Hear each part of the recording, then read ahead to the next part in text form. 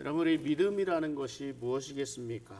믿음이 있다, 믿음이 없다 이렇게 하는 것은 그 사람들의 삶의 모습을 통해서 우리가 확인해 갈 수 있습니다. 우리는 신앙생활을 한다 하는 그런 표현을 합니다. 믿음을 가지고 살아간다는 말입니다. 자, 어제 새벽 시간에 믿음장이라고 하는 히브리서 11장에 대해서 이야기를 같이 좀 나누었습니다. 히브리서 11장에는 믿음의 조상들의 그런 목록들이 쭉 나옵니다.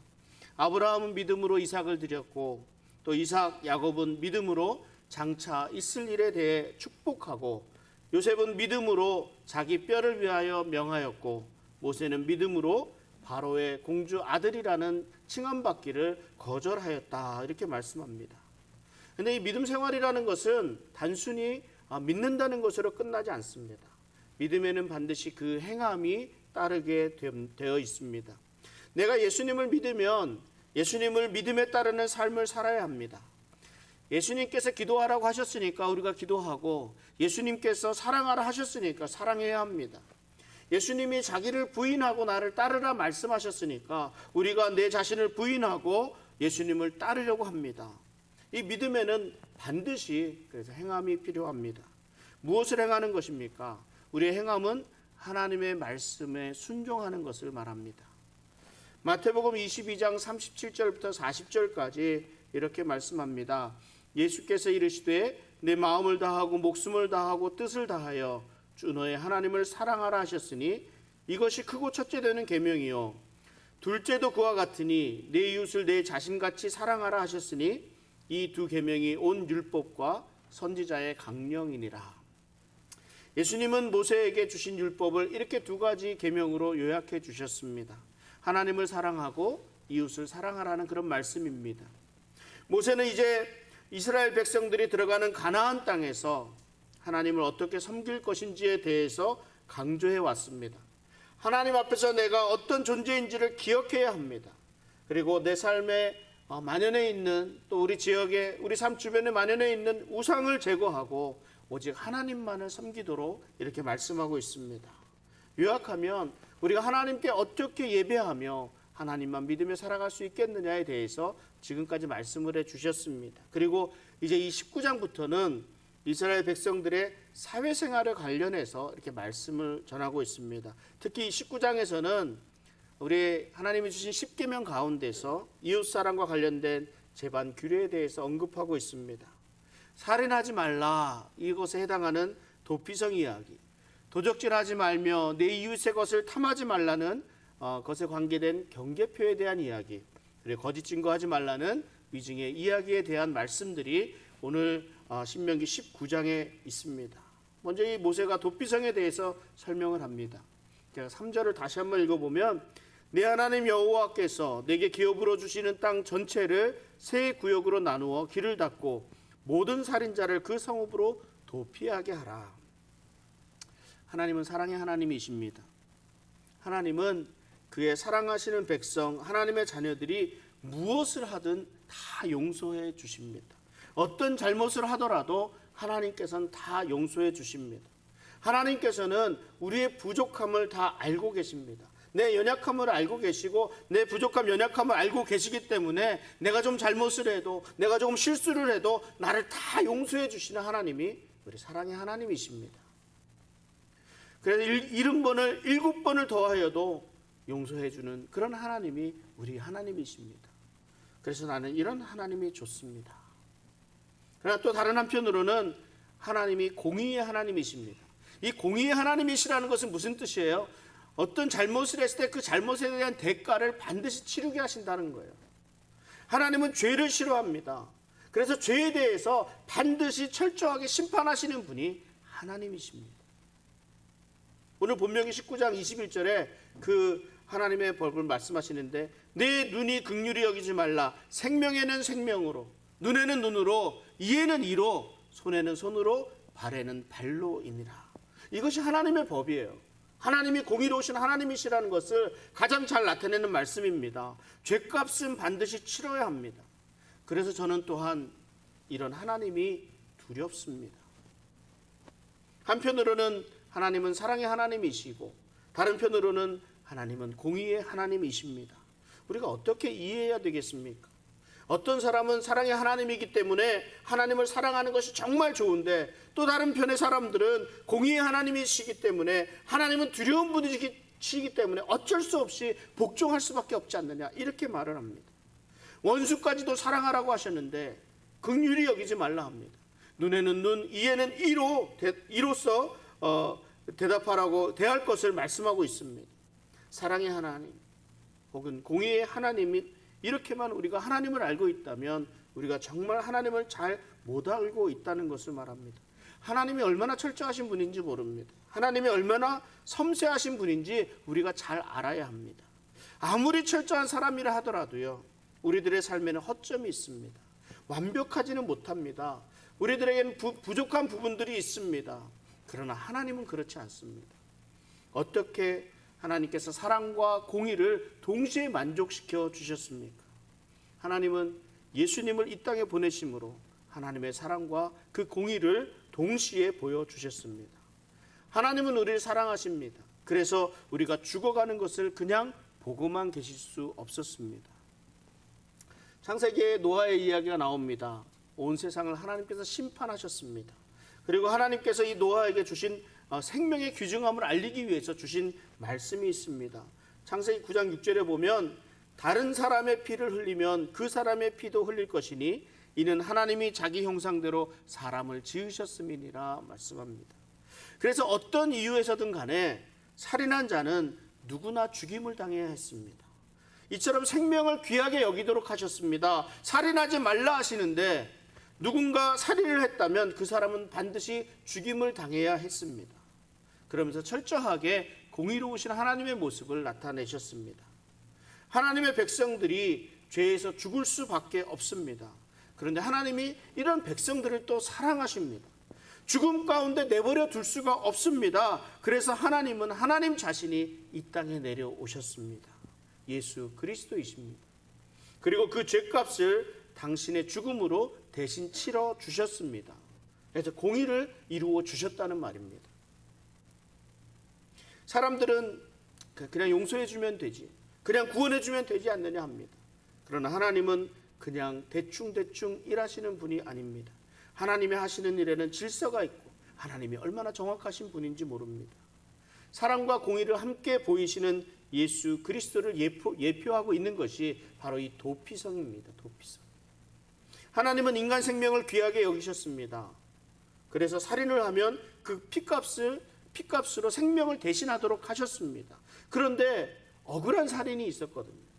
모세는 이런 경우에 예를 듭니다. 본문 19장 5절 말씀인데요.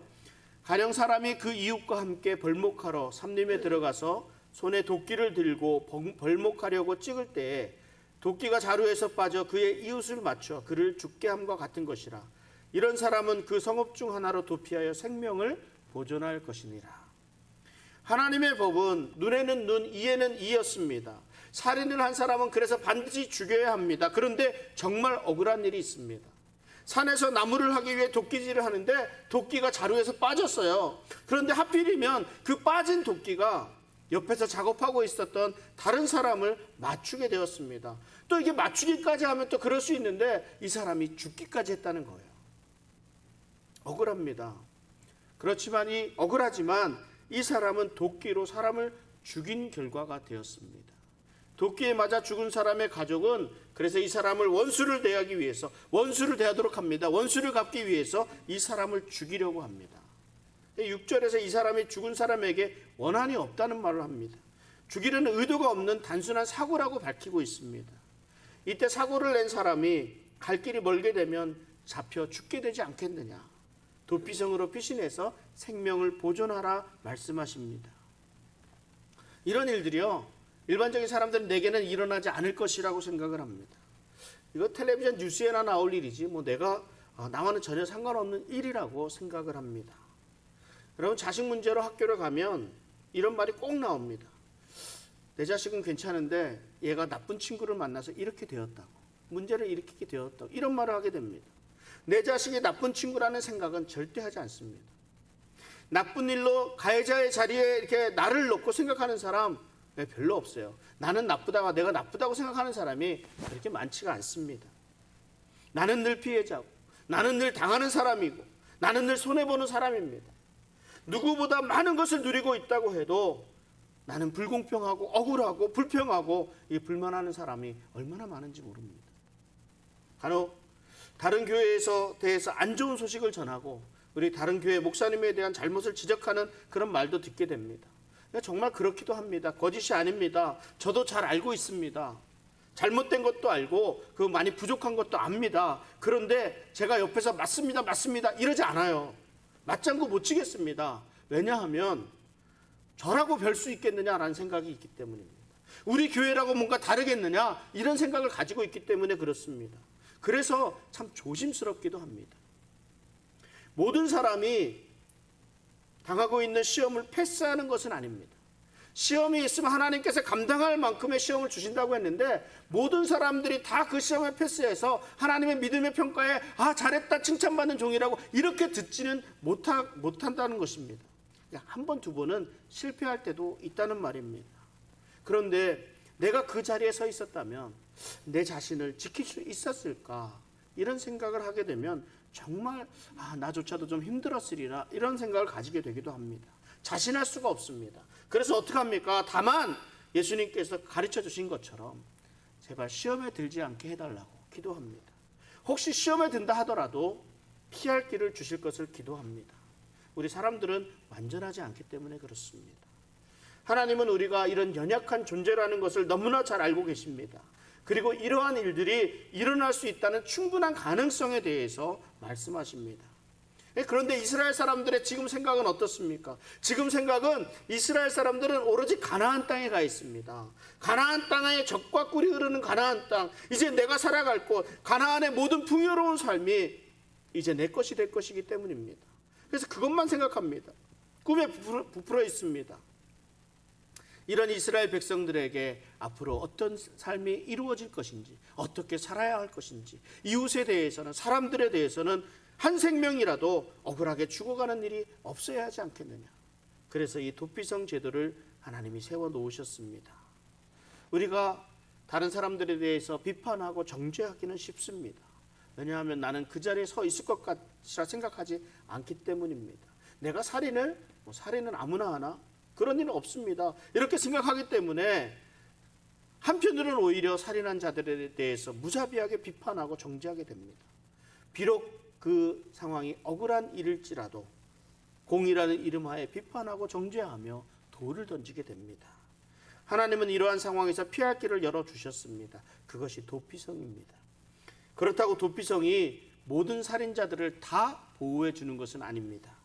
신명기 19장 11절 12절에 이렇게 말씀합니다. 그러나 만일 어떤 사람이 그의 이웃을 미워하여 엎드려 그를 기다리다가 일어나 상처를 입혀 죽게 하고 이 한 성읍으로 도피하면 그 본 성읍 장로들이 사람을 보내어 그를 거기서 잡아다가 보복자의 손에 넘겨 죽이게 할 것이라. 무엇을 말씀하고 있습니까? 고의로 살인한 자들이 도피성에 들어갔다고 해서 다 보호를 받는 것이 아니라는 말입니다. 도피성은 실수로 사람을 죽인 자들을 위한 것입니다. 고의를 저지른 사람이 도피성으로 피하여 생명을 유지한다고 하면 그것이야말로 공의롭지 못한 일이 되고 마는 것 아니겠습니까? 그래서 하나님은 장로들을 통해서 사실관계를 잘 파악해서 정당한 재판이 이루어지도록 제도를 세워 놓았습니다. 그러니까 도피성을 통해서 우리가 알 수 있는 것은 하나님은 죄 없는 피가 흘려지는 것을 원하지 않으신다는 말입니다. 실수로 인한 결과 때문에 복수를 당해서 피 흘리는 일이 없도록 해야 합니다. 또한 그렇지만 악한 사람으로 인해서 선한 사람이 피를 흘리는 일도 없어야 합니다. 이런저런 이유로 하나님의 사랑과 공의가 함께 이루어져야 할 필요성이 있기 때문에 이 하나님께서 도피성이라는 제도를 세워 놓으셨습니다. 예수님이 이 땅에 오신 이유가 이렇습니다. 죽을 수밖에 없는 죄인들에게 구원받을 길을 열어주셨습니다. 예수님에게 나아가는 길에는 어떠한 조건도 어떠한 어려움도 어떠한 장애도 없습니다. 나가기만 하면 됩니다. 로마서엔 그래서 이렇게 말씀합니다. 10장 8절에서 10절인데요. 우리가 한 목소리로 한번 8절에서 10절 읽어보도록 하겠습니다. 그러면 무엇을 말하느냐? 말씀이 내게 가까워 내 입에 있으며 내 마음에 있다 하였으니 곧 우리가 전파하는 믿음의 말씀이라. 내가 만일 내 입으로 예수를 주로 시인하며 또 하나님께서 그를 죽은 자 가운데서 살리신 것을 내 마음에 믿으면 구원을 받으리라. 사람이 마음으로 믿어 의에 이르고 입으로 시인하여 구원에 이르느니라. 아멘. 우리가 피해야 될 것, 우리가 가야 할 것, 우리의 구원의 자리는 분명히 예수 그리스도뿐이라는 것을 우리가 기억해야 합니다. 그리고 신명기 19장 14절에 또한 이렇게 말씀합니다. 내 하나님 여호와께서 내게 주어 차지하게 하시는 땅, 곧 내 소유가 된 기업의 땅에서 조상이 정한 내 이웃의 경계표를 옮기지 말지니라.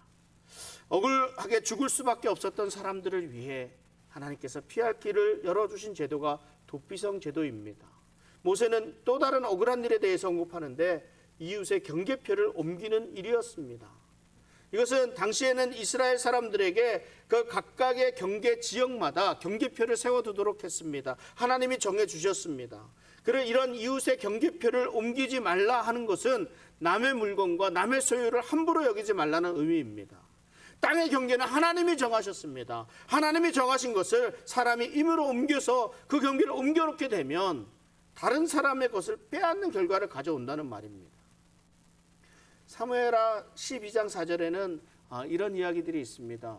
어떤 행인이 그 부자에게 오매 부자가 자기에게 온 행인을 위하여 자기의 양과 소를 아껴 잡지 아니하고 가난한 사람의 양 새끼를 빼앗아다가 자기에게 온 사람을 위하여 잡았나이다 하니, 이게 무슨 말씀입니까? 다윗이 밧세바를 위해서, 밧세바를 얻기 위해서 그의 남편 되는 우리아를 전쟁터에 보냅니다. 그래서 이 남편 우리아가 다른 족속에 의해서, 암몬 족속에 의해서 죽임을 당하게 되는 그런 사건입니다. 그 앞에 가서 있지 않아도 되지만 다윗이 그 일부러 우리아를 그쪽으로 보내도록 한다는 말이에요. 근데 이 얘기를 듣고 나단 선지자가 다윗 앞에 나와서 한 이야기가 바로 이 이야기입니다. 어떤 사람이 부자에게 오니까 부자가 이 행인을 위해서 잔치를 베풀어 주는데 자신의 양이나 소를 잡지 않고 가난한 사람의 양을 빼앗아서 자기의 온 사람을 대접했다, 이렇게 말씀합니다. 그러니까 다윗이 노해요. 진노합니다. 세상에 이런 사람이 어디에 있습니까? 다윗은 진노하며 맹세하는데 이 일을 행한 이 부자는 반드시 마땅히 죽을 자라. 그러면서 또 그 양을 4배나 갚아야 주어야 될 것이다, 이렇게 말을 합니다. 나단이 그 부자가 바로 당신입니다, 이렇게 말을 해요. 그리고 하나님의 말씀을 전해주시는데 하나님의 말씀이 이렇습니다. 내가 너를 이스라엘의 왕으로 기름을 붓고 그 붓기 위해서 사울의 손에서 너를 구원하고 내 주인의 집을 내게 주고 내 주인의 아내들을 내 품에 두고 이스라엘과 유다 족속을 내게 맡겼느니라. 만일 그것이 부족하였다면 내가 내게 이것저것을 더 주었으리라. 대단하지 않습니까? 하나님이 다윗을 어떻게 생각하고 있는지, 하나님이 다윗을 향한 마음이 이렇습니다. 무엇 하나 부족한 것이 없습니다. 만약 부족한 것이 있었다면 내가 더 주었을 것이라, 이렇게까지 다윗에게 말씀하십니다. 그래서 하나님이 책망하시는 거예요. 내가 여호와의 말씀을 업신여기고 나보기에 악을 행하였느냐. 내가 칼로 햇사람 우리아를 치되 암몬 자손의 칼로 죽이고 그의 아내를 빼앗아 내가 아내로 삼았도다. 하나님께서 다윗을 책망하시고 다윗에게 벌을 내리십니다. 다윗의 죄악이 무엇입니까? 남의 것을 탐한 것입니다. 다윗에게 아내가 없었습니까? 다윗에게는 성경에 나타난 것만 7명의 아내가 있었습니다. 사울의 딸 미갈, 아히노암, 아비가일, 마아가, 핫깃, 아비달, 에글라까지. 다윗이 가진 것이 없었습니까? 다윗이 권력이 없었습니까? 무엇이 부족했습니까? 그런데 남의 아내를 취하는 그런 범죄를 행합니다. 다윗이 범죄하게 한 것은 여러 가지 근황을 생각해 볼 수 있습니다. 다윗은 이제 더 이상 올라갈 곳이 없었습니다. 다윗이 직접 전쟁에 나가지 않아도 됩니다. 평안합니다. 그러니까 오히려 다른 것이 눈에 들어옵니다. 목욕하고 있는 여인의 모습이 눈에 들어옵니다. 그리고 그 여인을 탐하여 그녀의 남편을 죽이는 그런 계략을 세우고 모의를 세워서 실천하기까지 이릅니다. 오늘 모세가 도피성을 이야기하고 남의 것을 탐내지 말라는 이야기를 할 때 모세가 제일 먼저 이야기하는 것들이 좀 있었어요. 19장 1절, 오늘 보면 1절 함께 읽고 1절에 보면 내 하나님 여호와께서 이 여러 민족을 멸절하시고 내 하나님 여호와께서 그 땅을 내게 주심으로 내가 그것을 받고 그들의 성읍과 가옥에 거주할 때에 이제는 이동하지 않아도 된다는 말입니다. 성읍과 가옥이 거주할 곳이 있다는 말입니다. 이제는 정착하게 되었다는 말입니다. 14절에 내 하나님 여호와께서 내게 주어 차지하게 하시는 땅, 곧 내 소유가 된 기업의 땅에서 내게 내 소유가 이제는 있다는 거예요. 기업의 땅이 있다는 말입니다. 하나님이 주실 것 다 주셨다는 말입니다. 이제는 평안하고 이제는 행복하게 이제는 안정적으로 살아갈 때가 되었다는 말씀입니다. 이러한 때에 너희가 주의해야 될 것이 있다. 너희의 이웃들을 어떻게 대해야 되겠느냐? 너희의 이웃들에게 어떻게 행해야 되겠느냐? 여러분이 하나님께 매달릴 때가 언제입니까? 여러분 언제 기도하십니까?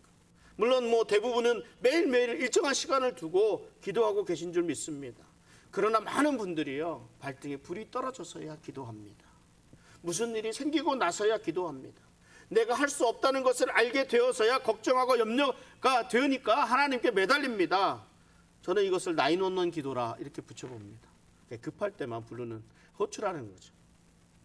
상황 힘들고 어려울 때는 그래서 제가 오히려 많이 걱정하지 않습니다. 왜냐하면 내가 힘드니까 그냥 기도하지 말라 그래도 기도해요. 어쩔 수 없이 부르짖습니다. 그러니까 하나님이 또 붙들어주지 않겠습니까? 그런데 이제는 좀 안정적이라고 내가 할 수 있다는 그런 생각이 들 때 이때가 좀 어렵습니다. 이때가 하나님께로 향하던 눈이 다른 곳을 향하게 될 수 있다는 것을 더 잘 알기 때문입니다. 그래서 조심해야 합니다. 하나님은 우리의 연약함을 잘 알고 계십니다. 우리가 편안해질 때, 우리가 부유해질 때, 우리가 넉넉해질 때 우리의 모습이 어떻게 될지를 알고 계신다는 말씀입니다.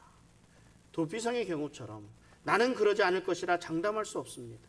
남의 소유를 탐내고 그것을 내 것으로 만들고 싶은 욕심이 우리 안에 또아리를 들고 있습니다. 가지고 있으면 가질수록 더 가지고 싶은 것이 욕심입니다. 그 욕심이 어느 정도인지 아십니까? 우리가 가지고 있는 욕심이요. 여러분 우리 속담에 이런 말이 있습니다. 못 먹는 감 찔러나 본다. 내가 갖지 못하면 다른 사람이 갖고 유용하게 사용하면 좋은데 다른 사람도 못 가지도록 그냥 찔러보는 거예요. 찔러보는 거. 얼마나 마음이 못됐습니까?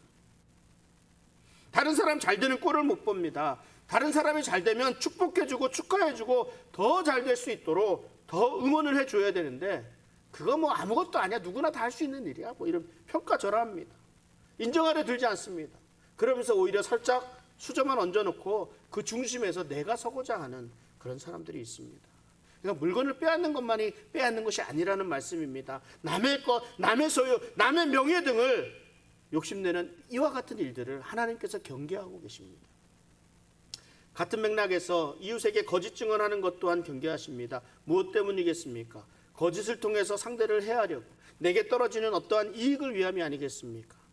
이 신명기에는요, 이 재판에 대한 이야기가 굉장히 많이 나옵니다. 오늘날에는 재판할 때 어떻습니까? CCTV도 있어요. 그거 다 보면 됩니다. 블랙박스도 있어요. 이게 다 이렇게 보게 되면 판단이 됩니다. 근데 당시에 이런 기기들이 없으니까 어떡합니까? 제가 하나님이 재판을 할 때는 두세 사람의 증인을 세우라고 이야기를 합니다. 그래서 한 사람의 증언만으로는 부족하다 이 말입니다. 그런데 두 사람의 증인이라도요, 거짓을 증언할 수가 있습니다. 성경에 이 이야기가 있습니다. 대표적인 이야기죠. 이세벨과 아합의 이야기입니다. 아합이 나봇의 포도원을 이렇게 욕심을 내니까 이세벨이 꾀를 세우는 거예요. 그래서 거짓 증언하는 사람 두 사람을 세웁니다. 그 두 사람을 통해서 뭘 해요? 나봇이 하나님을 저주하고 왕을 저주했다고 증언하도록 합니다. 그러니까 나봇은 졸지에 하나님을 저주한 사람, 왕을 저주한 사람이 돼요. 그래서 올려갖고 돌 던져 나봇을 죽이고 그 포도원을 차지합니다. 이런 악한 일들이 있습니다. 그리고 우리가 또 이 말씀을 봐요.